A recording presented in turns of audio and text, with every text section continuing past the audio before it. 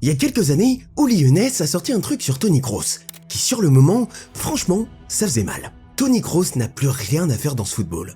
Hoeneß ne remettait pas en question la technique de Kroos, ce qu'il remettait en question, c'était si cette technique avait encore sa place dans le football moderne. Il l'a surnommé Gverpastoni. En Allemagne, c'est devenu un surnom moqueur. Ça veut dire Toni la passe latérale. L'idée derrière, c'est que Kroos ne faisait que des passes sur le côté, sans jamais accélérer le jeu vers l'avant.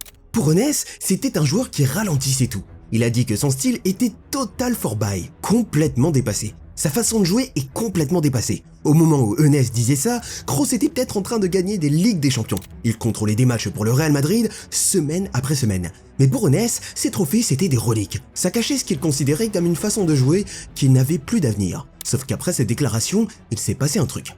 Kroos n'a pas disparu. Il a gagné 2 Ligues des Champions de plus, il est revenu de sa retraite internationale et il a transformé l'Allemagne à l'Euro 2024. Après, il a raccroché quand il a décidé, tout en restant au sommet. Dans les prochaines minutes, tu vas voir comment cette critique a suivi Kroos de consultant en consultant, comment elle revenait à chaque fois sous un angle différent, et pourquoi aujourd'hui, plus personne ne peut la défendre. Tu vas comprendre exactement pourquoi Uli Hoeneß avait tort sur Toni Kroos. Le 1er juin 2024 à Wembley, c'est la finale de la Ligue des Champions. Toni Kroos a 34 ans, c'est son dernier match en club, il a déjà annoncé sa retraite. Et alors que le Real Madrid est sous pression face au Borussia Dortmund, il fait ce qu'il fait depuis 10 ans. Il tire un corner, trajectoire parfaite. Dani Carvajal place une tête au fond des filets, 1-0. Le Real Madrid finit par gagner 2-0, et Kroos soulève sa 6e Ligue des Champions. Plus que n'importe quel joueur allemand de l'histoire, à égalité avec le record absolu, tous joueurs confondus. C'est comme ça qu'il a quitté le football. Il avait probablement encore 2 ou 3 ans au plus haut niveau devant lui, mais il a choisi de partir comme il l'a décidé. Mais revenons un peu en arrière. En 2014, le Bayern Munich vend Toni Kroos au Real Madrid pour 25 millions d'euros. Il venait de gagner la Coupe du Monde. Il venait de gagner le triplé avec le Bayern. Il avait 24 ans et il entrait dans ses meilleures années. Et pourtant, les Bavarois l'ont laissé partir pour le prix d'un gardien remplaçant. Alors pourquoi ? Parce que Karl-Heinz Rummenigge lui a dit qu'il ne valait pas 10 millions par an de salaire. La direction du Bayern estimait que Kroos n'était pas encore un joueur de classe mondiale. Il regardait son style, les passes courtes, le tempo contrôlé, le manque de course et il voyait des limites là où il y avait de la maîtrise. Pep Guardiola, son coach à l'époque, aurait tout fait pour empêcher le transfert. Il n'a pas réussi. Ce que le Bayern a perdu, le Real l'a récupéré. L'agent de Kroos a dit plus tard que c'était le vol du siècle. En 10 saisons au Bernabeu, Kroos a gagné 23 trophées, 5 Ligues des Champions, 4 Ligas, 4 Coupes du Monde des clubs, 465 matchs, 99 passes décisives. Il est devenu le métronome du club le plus dominant du football européen moderne. Son association avec Luka Modric et Casemiro, le fameux trio KCM, a défini une époque entière. Ensemble, ils ont gagné 3 Ligues des Champions consécutives. Aucun club n'avait fait ça depuis les années 70. Et pendant toutes ces années, les critiques posaient toujours la même question. Est-ce qu'il est vraiment si bon que ça ? Ou est-ce qu'il est juste dans une bonne équipe ? La réponse a toujours été sous leurs yeux. Kroos, c'est pas le genre de joueur qui te met 30 buts par saison. Il n'éliminait pas 5 défenseurs sur un dribble, et si tu cherches des highlights spectaculaires sur YouTube, genre des dribbles fous, des accélérations, des buts impressionnants, tu vas pas trouver grand chose. Ce qu'il faisait, c'était plus dur à voir, mais impossible à remplacer. Il contrôlait les matchs, il décidait du tempo. C'est lui qui choisissait quand le Real attaquait et quand le Real se reposait avec le ballon. Il rendait chaque joueur autour de lui meilleur en étant toujours au bon endroit, toujours disponible et toujours en train de faire circuler le ballon avec un objectif. Zinedine Zidane l'avait compris. On a recruté Toni parce qu'on veut qu'il marque une époque, il a dit. Et c'est exactement ce que Kroos a fait. Carlo Ancelotti a dit « Kroos est parfait pour Madrid ». Guardiola savait qu'il avait un talent exceptionnel entre les mains quand il l'avait au Bayern. Partout où tu allais dans le monde du foot, tout le monde savait que Kroos était un joueur à part. Mais en Allemagne, tout le monde n'était pas d'accord. Et en 2021, un homme allait sortir une phrase qui allait le poursuivre pendant des années. Le 29 juin 2021 à Wembley, en 8e de finale de l'Euro 2020, l'Allemagne perd 2-0 contre l'Angleterre. Dominée du début à la fin. L'ère Joachim Löw se termine dans la déception. 3 jours plus tard, Toni Kroos annonce sa retraite internationale. Il avait 31 ans, 106 sélections, un titre de champion du monde, et il en avait marre de cette sélection. Le football allemand, lui, n'en avait pas fini avec Kroos. La même semaine, Uli Hoeneß passe dans le Doppelpass sur Sport 1, l'émission foot la plus regardée de l'Allemagne, et il lâche une phrase qui va le poursuivre pendant des années. Toni Kroos n'a plus rien à faire dans ce football. Et il ne s'est pas arrêté là. Il rajoute « Sa façon de jouer est complètement dépassée. Chez les autres équipes, ça va vers l'avant avec de l'intensité. Chez nous, on jouait latéral, latéral, latéral. » Le message était clair. Pour Eunès, l'Allemagne avait échoué parce que Löw avait construit son équipe autour de Kroos. Et le style de Kroos, les passes courtes, la construction patiente, c'était fini. Le football avait évolué et Kroos était resté derrière. Et Eunès n'était pas le seul. Lothar Matthäus, le joueur le plus capé de l'histoire de l'Allemagne, a suivi. Ses passes au sol et ses longs ballons sont comme sa coiffure, propre, impeccable, mais ça enlève du rythme et de l'élan au jeu. Pour Matthäus, le nombre élevé de touches de balle et les passes horizontales de Kroos manquaient de verticalité et ralentissaient le jeu de l'Allemagne. Et il a aussi pointé le fait que Kroos descendait dans la défense à 3 pour construire, en disant que ça ne servait à rien et que c'était inefficace. Là on parle de deux des plus grands noms de l'histoire du football allemand, et les deux disaient la même chose. Kroos, c'est terminé, son style est mort. Mais Kroos, c'est pas le genre à se taire. Il a répondu sur Twitter. Uli Hoeneß est un homme avec un grand savoir footballistique, même si ça n'a pas suffi pour être consultant sur RTL. Un homme qui ne s'intéresse pas du tout à la polémique et qui est totalement en paix avec lui-même.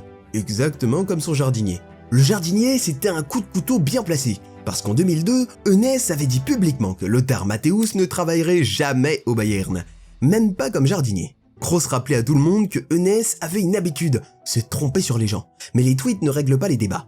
Les trophées si, et Kroos était sur le point d'en collectionner encore. Ce qui sépare Kroos de beaucoup de joueurs de très haut niveau, c'est simple. Chaque entraîneur qu'il a eu voulait le garder. Jupp Heynckes a construit un Bayern vainqueur du triplé avec Kroos au centre du jeu.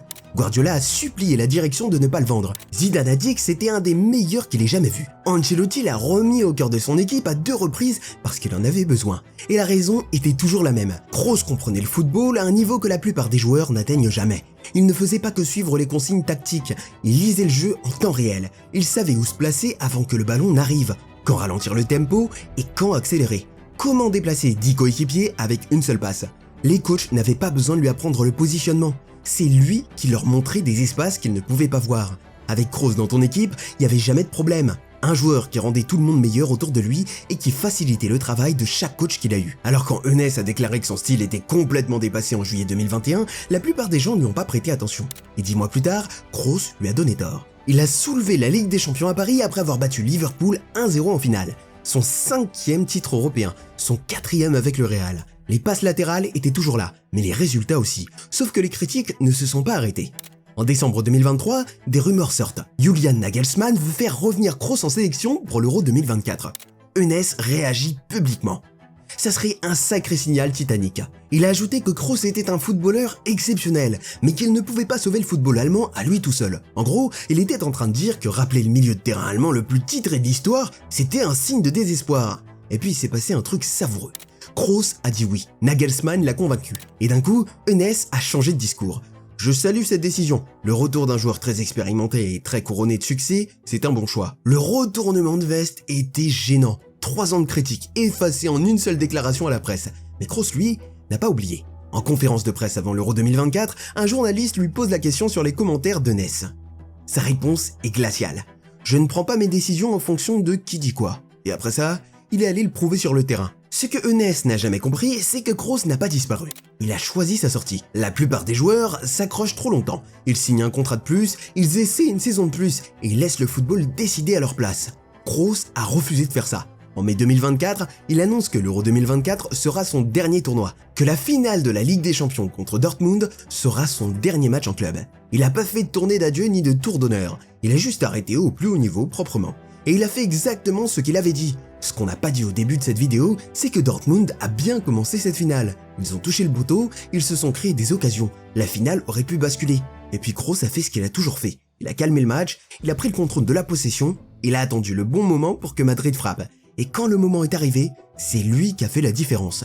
Le reste, vous le connaissez déjà. Le Real a gagné 2-0. Kroos a quitté le terrain avec sa 6e Ligue des Champions. Les mots d'Ancelotti après le match résumaient tout. C'est une légende. S'il change d'avis, on sera là.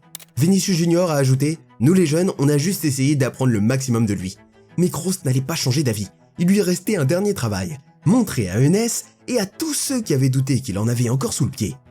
L'Euro 2024. Et là, Kroos joue le tournoi de sa vie. Pour comprendre ce que ça représente, il faut savoir que l'Allemagne n'avait plus été convaincante depuis des années. Les Coupes du Monde 2018 et 2022 avaient été des désastres. L'Euro 2020 s'était terminé par l'humiliation contre l'Angleterre.